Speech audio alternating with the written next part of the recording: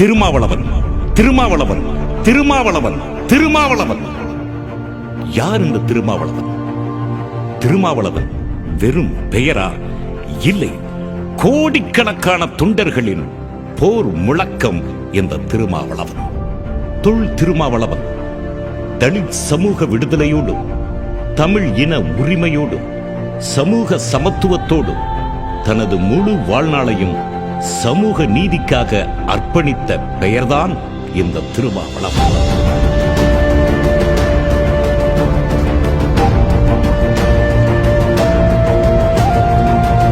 சாதி ஆதிக்கம், மதவெறி ஆதிக்கம், சமூக புறக்கணிப்பை எதிர்த்து தனது உழைப்பால் முன்னேறி ஒடுக்கப்பட்ட மக்களின் உரிமைக்காக போராடும் பெருமைமிகு மனிதர் இந்த திருமாவளவன். ஏன் இந்த வெற்றி விழா? எதற்கு இந்த வெற்றி விழா? விடுதலை சிறுத்தைகள் கட்சியை மாநில கட்சியாக இந்திய தேர்தல் ஆணையம் அங்கீகரித்துள்ளது. பானை சின்னத்தை விசிகாவுக்கான நிரந்தர சின்னமாக ஒதுக்கீடு செய்துள்ளது. இது மகத்தான சாதனையாகும். கடந்த 2024ஆம் ஆண்டு நடைபெற்ற நாடாளுமன்ற பொது தேர்தலில் விசிகா சிதம்பரம், விழுப்புரம் ஆகிய 2 மக்களவை தொகுதிகளில் சுயேட்சை சின்னமான பானை சின்னத்தில் போட்டியிட்டு 2லும் வெற்றி பெற்றதால் தேர்தல் சின்னங்கள் ஒதுக்கீடு ஆணை 1968 விதி எண் 6A அடிப்படையில் இந்த அங்கீகாரம் வழங்கப்பட்டுள்ளது. விடுதலை சிறுத்தைகள் கட்சி கடந்த 1999ஆம் ஆண்டு முதன்முறையாக தேர்தல் அரசியலில் நுழைந்தது. அந்த தேர்தலில் 3வது அணியை வழிநடத்திய தமிழ் மாநில காங்கிரஸ் கட்சியின் சைக்கிள் சின்னத்தில் சிதம்பரம், பெரம்பலூர் ஆகிய 2 இடங்களில் போட்டியிட்டது. ஆனால் 2லும் வெற்றி வாய்ப்பை இழந்தது. குறுகிய கால இடைவெளியில் சிதம்பரத்தில் சுமார் 2.25 லட்சம் வாக்குகளையும் பெரம்பலூரில் சுமார் 85,000 வாக்குகளையும் பெற்றது விடுதலை சிறுத்தைகள் கட்சி. 2001ஆம் ஆண்டு நடைபெற்ற சட்டமன்ற தேர்தலில் திமுக கூட்டணியில் தமிழ்நாட்டில் 8 இடங்களிலும் புதுச்சேரியில் 2 இடங்களிலும் என மொத்தம் 10 இடங்களில் போட்டியிட்ட விசிகா அந்த தேர்தலில் திமுகவின் சின்னமான உதயசூரியனில் போட்டியிட்டது. அந்த தேர்தலில் தலைவர் எழுச்சி தமிழர் மட்டும் வெற்றி பெற்றார். அதன் மூலம் விசிகா தனது முதல் தேர்தல் வெற்றியை ஈட்டி சட்டமன்றத்தில் அடியெடுத்து வைத்தது. 2004ஆம் ஆண்டு நாடாளுமன்ற தேர்தலில் ஐக்கிய ஜனதா தளம் கட்சியோடு கூட்டணி அமைத்து அக்கட்சியின் அம்பு சின்னத்தில் 8 இடங்களில் போட்டியிட்டது. அனைத்திலும் வெற்றி வாய்ப்பை இழந்தது. 2006ஆம் ஆண்டு அதிமுக தலைமையிலான கூட்டணியில் தமிழ்நாட்டிலும் புதுச்சேரியிலும் 9 இடங்களில் போட்டியிட்டது. அந்த தேர்தலில்தான் முதலாக சுயேட்சை சின்னமான மணி சின்னத்தில் போட்டியிட்டது. அவற்றில் காட்டுமன்னார் கோவில், மங்களூர் ஆகிய 2 தொகுதிகளில் வெற்றி பெற்றது விசிகா.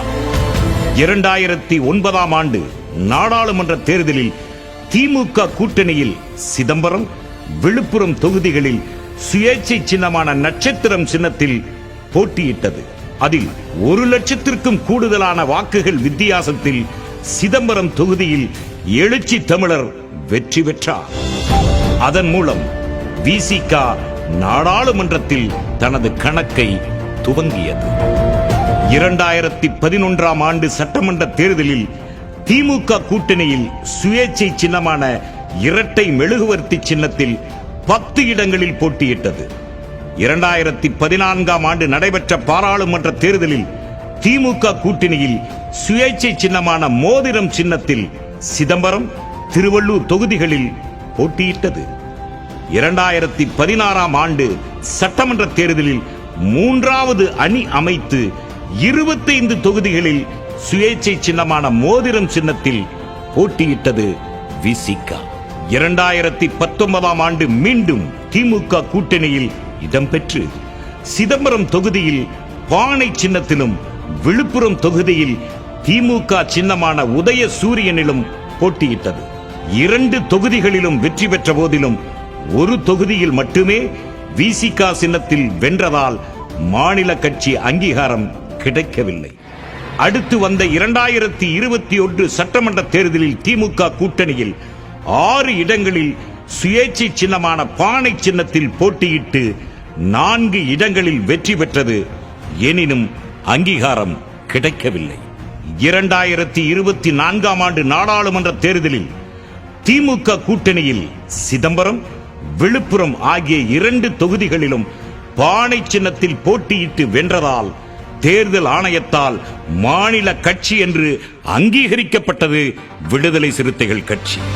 1947 இந்திய சுதந்திரத்திற்கு பிறகு தேர்தல் நடைபெற ஆரம்பித்த 1952 கணக்கிட்டால் கடந்த 72 ஆண்டுகால தமிழ்நாட்டின் தேர்தல் அரசியல் வரலாற்றில் தலித் ஒருவரால் துவங்கப்பட்ட அரசியல் கட்சி ஒன்று மாநில கட்சியாக அங்கீகாரம் பெறுவது இதுவே முதல் முறை. தேர்தல் அரசியல் களத்தில் 25 ஆண்டு காலமாக நடத்திய இடையறாத போராட்டத்தால் இந்த சாதனையை தலைவர் எழுச்சி தமிழர் அவர்கள் நிகழ்த்தியுள்ளார். அவரது அளப்பரிய தியாகத்தையும் ஒப்பிட முடியாத சாதனையையும் பாராட்டி இந்த வெற்றி விழா ஒருங்கிணைக்கப்பட்டுள்ளது. கொள்கை வெல்ல களமாடுவோம், கோட்டையில் ஒரு நாள் கொடியேற்றுவோம். தத்துவார்த்த பாதையில் அழைத்துச் செல்லும் எங்கள் தலைமையோடு வாழ்நாள் முழுவதும் களமாடுவோம். சமூக விடுதலையை வென்றெடுப்போம். ஜெய் பீம்.